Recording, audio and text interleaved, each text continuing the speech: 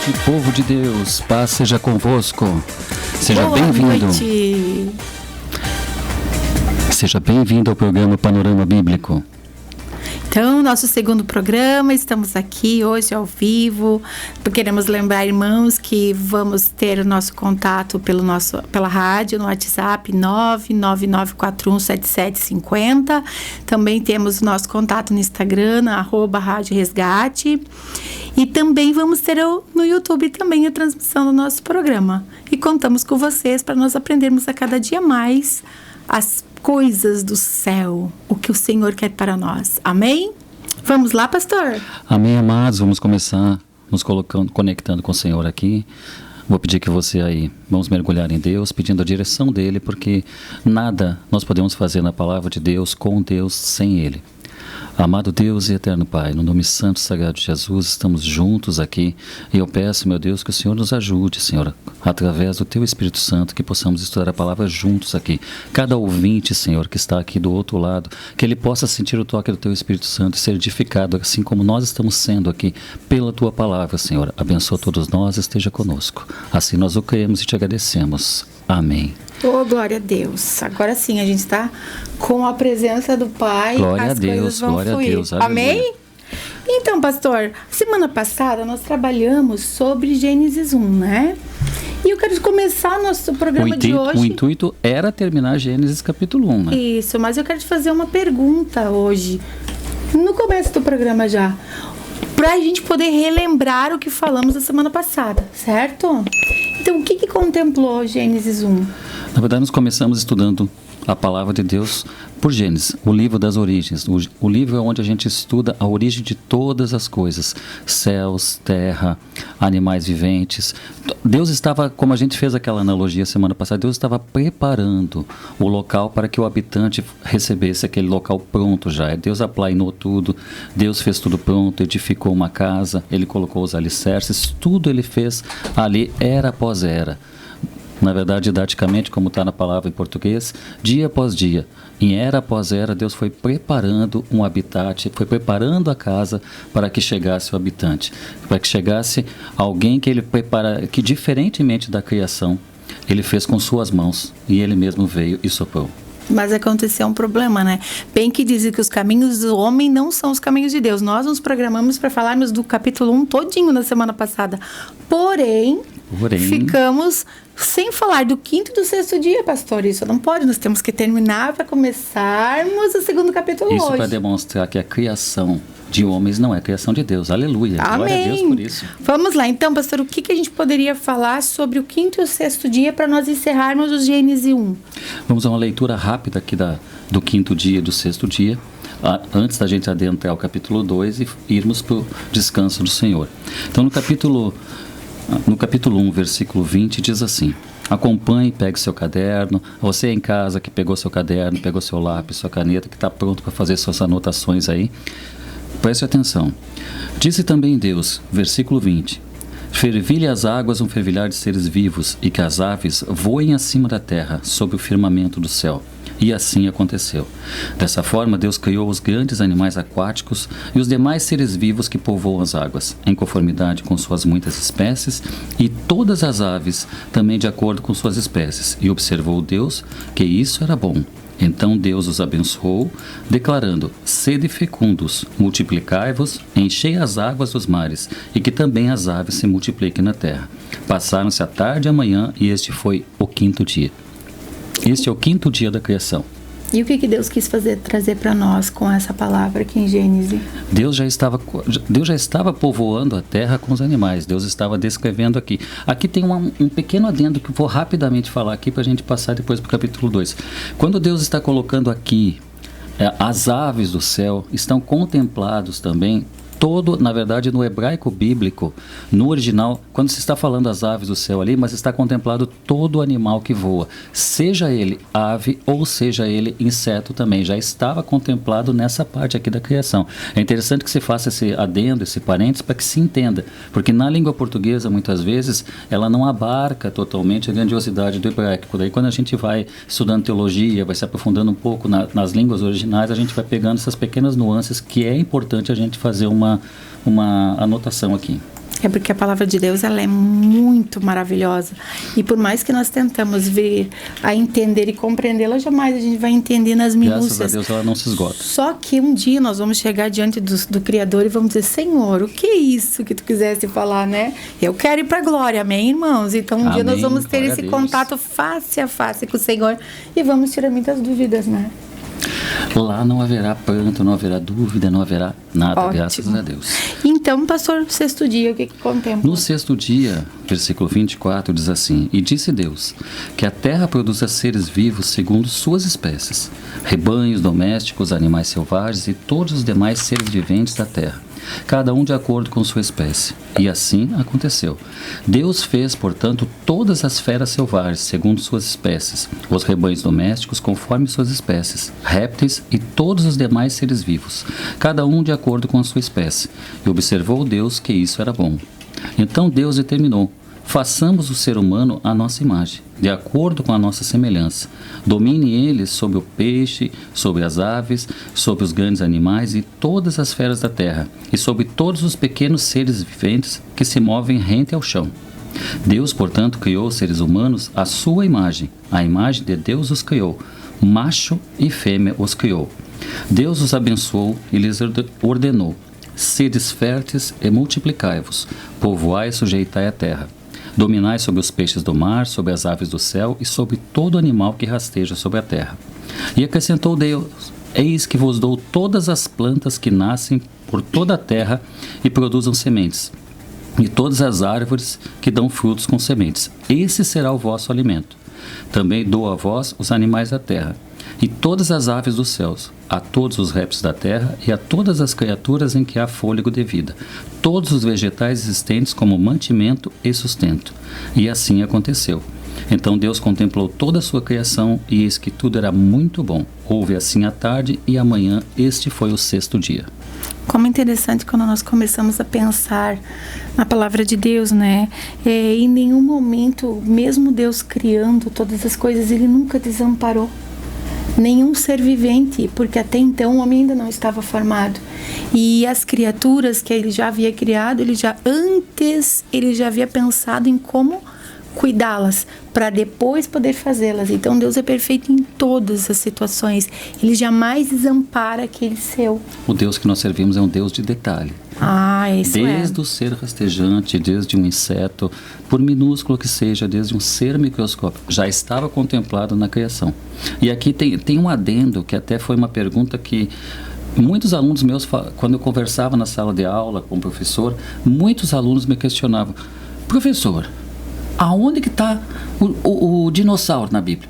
É uma Agora pergunta. Que eu estou falando dos seres viventes, aqui me veio à mente aqui a pergunta que não queria calar. Ia dizer: professor, e os dinossauros? A Bíblia não tem a palavra dinossauro, professor. Verdade. Mas os fósseis estão aí, como é que acontece isso? Aí eu dizia: queridos, uma coisa que vocês não sabem e que é interessante. A Bíblia, aqui particularmente aqui onde está falando em Gênesis, está falando da Gênesis, do começo de tudo, do começo das eras. A palavra dinossauro, ela surgiu em 1842. Ou seja, primeiro surgiu a Bíblia, surgiu a palavra de Deus. A palavra dinossauro é uma palavra que é praticamente nova, novíssima. Então, aonde se fala de bestas feras na Bíblia, onde se fala de feras, aonde Deus criou todos os animais, eles estavam contemplados, sim. Eles estavam contemplados dentro da Bíblia. Só que a palavra dinossauro é que veio, lagarto terrível, meu Deus. Esse lagarto terrível, essa palavra veio muito tempo depois. Então é bom a gente fazer isso, porque às vezes a pergunta, nós conhecemos até, né, pessoas que nos questionaram. Não existe dinossauro, né, pastor? Isso é uma invenção. Não existe não, querido. Existe. Os fósseis estão aí, as pesquisas estão aí. Mas e na palavra de Deus? Na palavra de Deus está aqui. Deus criou todos os animais. Os dinossauros foram criação de Deus. Eles existiram e eles foram criação de Deus. A diferença é que a palavra que denomina essa espécie, na verdade, não é o mesmo nome que Adão deu, porque Adão deu nome a todas as espécies. Modernamente os homens chamam de uma forma, mas dentro da palavra de Deus já está contemplado. Então, se alguém questionar, você já sabe. Lá em Gênesis diz que até os dinossauros foram criados por Deus, e isso é interessante que a gente deixe registrado aqui. Então nós voltamos novamente, se que nunca o português vai conseguir traduzir o hebraico. É mais uma vez que a gente consegue reafirmar isso. Às vezes a gente precisa fazer uma explanação um pouquinho maior quando a gente pega no hebraico, quando pega no grego, e também alguns adendos que tem em aramaico dentro da palavra do Senhor também. Sim. Mas, pastor, se o pessoal de casa quiser fazer perguntas, tiverem dúvidas, eles podem? Eles devem. Ótimo. E por onde? Todo estudo, você está lá estudando, está anotando e surgiu uma dúvida, você manda pelo WhatsApp da rádio aqui, 999-417750. Manda sua dúvida, manda sua pergunta. Ela não apenas é muito bem-vinda, como ela é necessária. Ela vai nos ajudar a construir um programa mais robusto a partir das perguntas, das dúvidas que forem surgindo. Então tá, pastor, vamos em frente. Acabou o primeiro capítulo, né? Vamos adiante. Deus cria tudo. Deus cria tudo. Graças a Deus por isso. E agora eu te pergunto, o que trata Gênesis 2? O que Deus tratou? O que Deus criou? O capítulo 1 veio a origem de tudo. Aonde se preparava, né, a gente fez a analogia da casa, se preparava uma casa, mas uma casa para quem? Quem habitaria nessa casa que Deus preparou nesses 6 primeiros dias ou 6 primeiros ciclos ali? Agora vem a origem da humanidade, os habitantes da casa que Deus estava formando. Aí no capítulo 2 a gente vai tratar da formatação dessa humanidade, a formatação de quem habitar na terra que Deus preparou. E quem habitou, pastor? Nós outros, seres humanos. Mas os primeiros?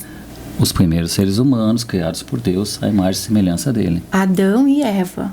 Mas pra gente macho e fêmea. É bom que você ressalte ótimo. que a palavra de Deus ela não tem retoque. Ela traz especificamente aqui, nós lemos agora, macho e fêmea os criou. Ótimo, pastor. Então vamos lá.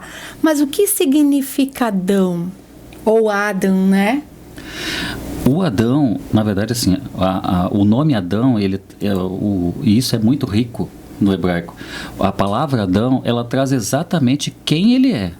Formado do barro. Ele foi formado do barro. A palavra Adão no hebraico, ela é uma expressão hebraica do hebraico antigo que significa formado do barro. Ele realmente foi formado do barro. Então, o que Deus fez com ele está gravado no nome que ele recebeu na palavra do Senhor. Sabe, pastor, por que eu te faço essa pergunta? Porque a Bíblia ela é muito assim, os nomes são muito importantes na Bíblia, né? A gente vai ver estudando. Para o povo judeu, os nomes são importantíssimos. E geralmente o nome era dado devido a uma situação daquele momento que se vivia. Então, por que te perguntei o que significa Adão ou Adão? Para que a gente possa contextualizar o que realmente o nome dele significava. Para que as pessoas consigam compreender, né? Isso. E Eva, pastor, qual é o nome Eva? O que Eva quer dizer? Eva também é um nome que assim, progenitora. Ou seja, a vida provém através dela. Então, os nomes eles têm todo sentido, eles fazem todo sentido na palavra do Senhor. A palavra do Senhor, a cada dia que você lê ela, mais você se apaixona, porque você descobre um Deus que um Deus provedor, um não Deus tem como maravilhoso. medi-lo. Só tem como a gente adorar. Então, o capítulo 2 vai tratar da criação da humanidade? Exatamente. Então, vamos lá. Vamos fazer a leitura. Nós temos que partir do princípio da leitura bíblica para nós podermos ir fazendo essa conversa e entendê-la, né? Então, vamos para o capítulo 2. Assim os céus e a terra foram finalizados, e todo o seu exército. E no 7º dia, Deus terminou o trabalho que havia realizado, e ele descansou no 7º dia de todo o seu trabalho que havia feito. E Deus abençoou o 7º dia e o santificou, porque nele havia descansado de todo o seu trabalho que Deus criou e fez. E eu te faço uma pergunta agora. Deus descansou. Como assim Deus descansou? Aí é interessante entender. É uma pergunta extremamente pertinente. Só que é uma pergunta que muitas vezes eu não compreendia o significado. Eu pensava, como que Deus descansa? Ele é onisciente, onipotente. Na verdade, eu fui criado dentro de uma escola denominacional cristã e eu ouvia Gênesis e eu ficava pensando, Deus descansou. Esse atributo humano de descansar como a gente estava falando, a questão da língua portuguesa, né? Se a gente pegar no dicionário descansou, é porque estava cansado, porque estava enfadado de um trabalho que fez. Porém, não é exatamente assim quando Deus descansa aqui. O descansar de Deus, ele é contemplar o que ele havia criado. Tudo já estava pronto, e Deus é um Deus de detalhe. Então, todos os detalhes da criação estavam prontos. Na verdade, assim, para que as pessoas entendam melhor o que é o descanso nesse ponto da Bíblia, uma analogia. Vou fazer uma analogia. Ótimo. Vamos fazer uma analogia. Ótimo para a gente entender melhor. O intuito do programa é justamente esse, é trazer tranquilidade e exemplos práticos, tanto para aplicar na vida quanto para entender a palavra de Deus. Ótimo. Então vamos fazer o seguinte, claro que nessa analogia que eu vou fazer, eu vou pedir depois a ajuda da expert em bolo aqui, a minha esposa. Não é tanto assim, que não é minha praia, eu sou apenas alguém que experimenta, né? Mas vamos comparar que a obra da criação e esse descanso do Senhor com uma pessoa fazendo um bolo. A pessoa vai lá, ele busca o açúcar, ele busca o óleo, ele busca, dependendo, o leite ou a água para deixar a massa mais macia. Ele prepara tudo. Se o bolo necessitar que coloque no liquidificador, ele vai colocar. Se necessitar que coloque ele numa batedeira, ele vai fazer. Aí a pessoa depois vai informar, vai colocar toda aquela massa que ele criou numa forma e aí ele vai colocar para assar, certo? Certo. Então, Deus já havia criado tudo. Toda a massa estava pronta da terra, certo? Mas aí, quando você coloca no forno, você apenas observa a sua criação. Você descansa, ou seja, você não tem mais nada a fazer, você vai esperar ele assar, certo? Da mesma forma, Deus criou todas as coisas em 6 ciclos diferentes. Agora ele descansou, ou seja, ele está apenas observando. O descansar não é aquela coisa, eu estou cansado. Virou as costas e saiu. Ou seja, a ausência da presença de Deus. Não, queridos, não. Para você entender, a onisciência de Deus impede que ele não esteja em todos os lugares e que ele saiba e esteja presente em tudo. Nada está ausente de Deus. Então Deus não foi descansar, ele não pegou uma rede depois de 6 dias e foi tirar um cochilo e a criação ficou à própria sorte. Às vezes parece, né, a grosso modo que é assim. Não vamos entender esse descanso dessa forma. O descanso foi o seguinte, eu estou observando tudo que criei. Estou contemplando, porque eu não tenho mais nada a fazer, tudo já está pronto. E da mesma forma, quando você, por analogia, você foi lá e criou o seu bolo, você vê ele crescendo, você vê ele tomando forma, mas você está apenas descansando, esperando ele, olhando para ele. Então, a mesma coisa que aconteceu na criação, você entende quando você está observando o bolo. Então, na próxima vez que você ver um bolo crescendo, lembre de Gênesis. Amém, meus amados? Quando Deus estava descansando. Exatamente, o descanso de Deus, mas você está olhando para o bolo, mas você está presente. Você não deixa ele sozinho, você vai desligar no momento certo. Você vai observar, você vai ver se ele vai derramar um pouquinho de um lado. Então, não quer dizer que por você estar observando como Deus está observando a sua criação, que existe ausência de Deus ou que existe a sua ausência naquele momento. Com essa analogia, eu acredito que seja mais interessante e mais fácil de compreender o que é esse descanso de Deus. Não é a ausência da presença divina, é apenas um olhar sobre tudo que foi criado. Ótimo, então a gente já entendeu o que era o descanso de Deus, porque muitas vezes a gente olha para a palavra e fica imaginando, né? Ou então fica, como dizem, conjecturando coisas que não existem na palavra. E o programa justamente é para desmistificar, para trazer analogias, para que a pessoa... Porque se uma pessoa, ele é um teólogo, é um doutor de teologia, é um douto na palavra do Senhor, ele já tem os exemplos simples para ele. Mas nós aqui, como é um programa que vai... Ele não tem limites dentro do planeta para ele ser ouvido. Alguém que está na estação espacial pode nos ouvir nesse momento. Exatamente. A gente tem que falar de uma forma simples, porque a palavra de Deus é simples. Mas o evangelho é simples. O homem é que complica. E o homem complica muito, desde Gênesis. Vamos então à frente. Vamos para o Adão e para a Eva agora? Vamos para os queridos. Então vamos lá, capítulo 2, versículo 4, né? Estas são as gerações dos céus e da terra, quando foram criados. E no dia em que o Senhor Deus fez a terra e os céus, e toda a planta do campo, antes de estar na terra, e toda a erva do campo, antes de crescer, pois o Senhor Deus não havia feito chover sobre a terra, e não havia homem para cultivar a terra. Mas ali subia uma neblina da terra e regava toda a face da terra. E o Senhor Deus formou o homem do pó da terra e soprou nas suas narinas o sopro de vida, e o homem se tornou uma alma vivente. Maravilha do Senhor. E eu estava pensando que eu passei uma parte que eu gostaria de voltar ali em capítulo, no finalzinho ali do capítulo 1, aonde está versículo, mais especificamente versículo 29, para que o pessoal que está anotando em casa, ele possa anotar ali. O mundo secular e a ciência diz que inicialmente o homem era frugal. O homem inicialmente, pelas pesquisas, pelos estudos de fósseis e por tudo que a ciência está trazendo, que o homem inicialmente ele não era carnívoro, que inicialmente ele era frugal, ele era coletor, ele vivia da coletagem de frutas, de sementes, enfim. Isso é o que a ciência diz, né? Sim. Mas a palavra do Senhor, como ela é exata, aqui no versículo 29, capítulo 1, versículo 29, ela está falando exatamente o que a ciência comprovou há pouco tempo. Que inicialmente o nosso alimento determinado por Deus era frugal. Eu vou ler novamente para dizer aqui, ó. E acrescentou Deus, versículo 29, capítulo 1, versículo 29.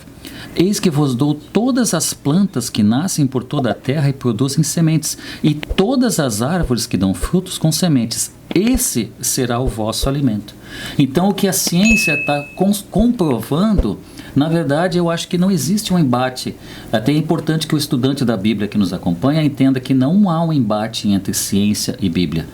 Pelo contrário, a ciência, na sua busca por exatidão, ela acaba sendo confrontada e levada à palavra de Deus, que ela é exata e inerrante palavra de Deus. E aí é que o que eles descobriram, para quem estuda a Bíblia, já era algo bem antigo, né? Conhecido. Lá na frente, e eu não vou entrar aqui agora para não antecipar, Deus vai trocar nossa dieta. E aí ele vai acrescentar e dizer que a partir dali, ele vai introduzir a carne na dieta do homem. Mas inicialmente, o que a ciência descobriu já era velho para os leitores da palavra. E como é interessante que, né, no versículo 5, o Senhor não havia feito chover sobre a terra, e não havia homem para cultivar a terra. Então, só o que tinha era o orvalho. A providência divina. Exatamente. Sempre Deus, minuciosamente, fazendo-nos surpreender as suas criações. O Deus de detalhes, o Deus de minúcias. Vamos à frente, então. No versículo 8 diz assim: E o Senhor Deus plantou um jardim na direção leste no Éden, e ali ele colocou o homem a quem havia formado. E da terra o Senhor Deus fez crescer toda a árvore, que é agradável à vista, e boa para o alimento, e também a árvore da vida, no meio do jardim, e a árvore do conhecimento do bem e do mal. Então aqui eu fico pensando, pastor, ele tinha duas árvores Deus colocou, né? A árvore da vida e a árvore do bem e do mal. Só que muitas vezes eu fico me questionando qual das árvores que não poderia ser comida. Mais à frente a gente vai ver na leitura. Mas eu fico pensando, duas árvores, olha a escolha que o Adão e Eva tinham para fazer dela, né? Qual árvore que eles iam escolher para fazer o seu alimento? Exatamente. E a ordenança de Deus, ela era sobre a árvore do bem e do mal. O conhecimento do bem e do mal é que era a árvore fruto da proibição. A proibição original de Deus não era sobre a árvore da vida. A proibição original de Deus era a obediência devida para não comer da árvore do bem e do mal. E eu lembrei aqui, antes de ir adiante nessa explanação, eu gostaria de fazer uma pequena explanação sobre o versículo 7 aqui, onde diz: Então o Senhor modelou o ser humano do pó da terra, feito argila, e soprou em suas narinas o fôlego de vida, e o homem se tornou um ser vivente. Essa vivência do homem é uma vivência diferente. Esse trazer a vida ao homem, ela vem totalmente diferente do dar a vida ao resto da criação, seja ave, seja... Enfim, por quê? Porque a toda a criação Deus fez de forma nihilista, ou seja, Ele trouxe à existência o que não existe pela sua força da criação. Ou formou. Ele criou, né? Ele formou, Ele criou, né? Ele criou as aves, Ele criou os peixes. Quando chega a vez do homem, Ele forma do barro, aí vem Adão, formado do barro, mas Ele sopra nas narinas. E quando existe um sopro, eu vou fazer uma analogia aqui com alguém que vai soprar um balão. Balão. Um balão, uma forma bem simples, uma analogia do balão. Você quando sopra, você sopra o que tem dentro de você para dentro do balão. Certo, para Então, encher o balão. Diferente, quando Deus fala, façamos o homem nossa imagem e semelhança, o pessoal não consegue entender, poxa, mas ele fez os animais também. Eu já recebi essa pergunta. Mas ele fez os animais e ele fez o homem. Porém, por que o homem é imagem e semelhança? Porque Deus soprou algo de dentro dele para algo dentro do homem. Então a centelha divina, ela não foi para os animais. Os animais foram formados por Deus. Agora, somente ao homem, a humanidade, a espécie humana é que veio algo das entranhas do Senhor, veio algo de Deus e que foi soprado dentro de nós de forma totalmente diferente do resto da criação. E eu me pergunto assim, o quanto nós somos especiais para Deus, porque nós fomos criados para adorá-lo. Então, quando sai a centelha divina de dentro dele, já se cumpre o quê? Fomos feitos para o adorá-lo. Exatamente, esse é o nosso propósito primordial. Exatamente. E por isso a nossa criação é especial, uma criação onde ser soprado, algo que é soprado de dentro para fora. E aqui quando ele fala da questão que nós estamos falando aqui, né, do sopro da vida e da árvore do bem e do mal, a gente já pode lembrar lá no Novo Testamento, quando é falado que Jesus, né, já é uma analogia. Uma analogia a Jesus, que nós vamos viver numa cidade, na Nova Jerusalém, onde vai ter, né, a árvore que nós vamos nos alimentar, e de lá são a árvore da vida e mais os rios que fluem de lá, né? Já está lembrando lá em Apocalipse. Aqui, na verdade, a gente já vê a analogia dos rios de água viva que brotam do trono de Deus e que com o advindo de Jesus, ele era a água da vida.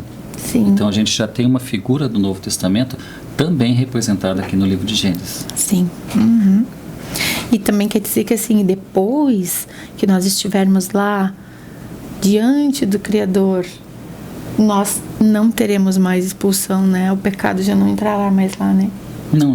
Aí já graças glória a Deus, um novo corpo, uma nova terra. Aí já haverá somente, não haverá também luminares, porque a glória do Senhor será suficiente para sempre. Então vamos à frente. No versículo 8. E o Senhor Deus plantou um jardim na direção leste do Éden, e ali ele colocou o homem que ele havia formado. E da terra o Senhor Deus fez crescer toda a árvore que é agradável à vista e boa para o alimento, e também a árvore da vida no meio do jardim, e a árvore do conhecimento do bem e do mal. Voltamos às árvores. Aí eu preciso te fazer uma pergunta. Eu vou deixar mais para frente. Vamos ler mais um pouquinho. Amém. Tá bom? E daí nós vamos para o versículo 10. E um rio saía do Éden para regar o jardim, e dali partia-se e tornava-se 4 cabeças. O primeiro rio era Pison. Este é o que circunda toda a terra de Ávila, onde há ouro, e o ouro desta terra é bom. E ali há bidélio e a pedra ônix. E o nome do segundo rio é Gion. Este é o mesmo que circunda toda a terra de Cusi. E o nome do terceiro rio é Idekel, esse que vai para o leste da Síria. E o quarto rio é o Eufrates. Então, aqui, como a gente já tinha falado aqui, já está lembrando que desde Gênesis a Apocalipse a gente tem o rio que flui, né? Que flui do Senhor. Fazendo novamente uma analogia. Ele fez os rios para banharem o jardim e para banharem a terra, né? Certo. Consequentemente. Mas, num futuro vindouro, que é o que nós buscamos, nós teremos o rio que flui do trono do Senhor para nos dar vida e vida eterna, né? Amém. O qual vai nos irrigar.